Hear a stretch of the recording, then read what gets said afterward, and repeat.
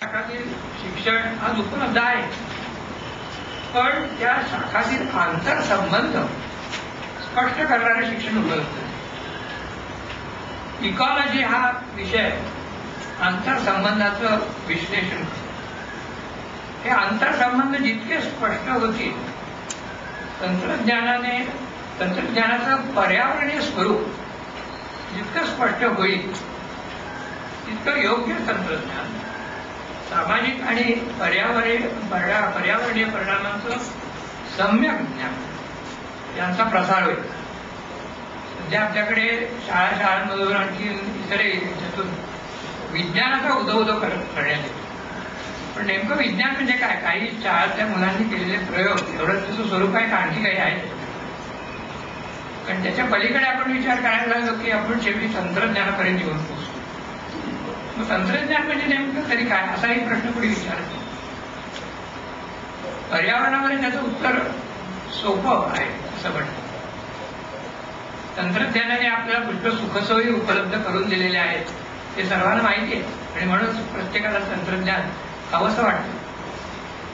पण तंत्रज्ञान म्हणजे नेमकं काय, तर असं म्हणता येईल की सूर्याची ऊर्जा जी पृथ्वीवर येते आणि जी सर्वांनाच उपलब्ध असते, त्या ऊर्जेचा जास्तीत जास्त भाग माणसाकडे कसा वळवता येईल आणि माणसाचं आयुष्य सुखकर कसं करता येईल हे तंत्रज्ञान सांगतं. आणि म्हणून ते आपल्याला सुखावं होतं. त्यातच आपण इतर अनेक जीवांना मारून टाकत असतो, त्यांना मिळणारी ऊर्जा बंद करत असतो. त्याचा विचार आपण करत नाही, कारण हा विषय आपल्या शिक्षणात कुठेही येत नाही.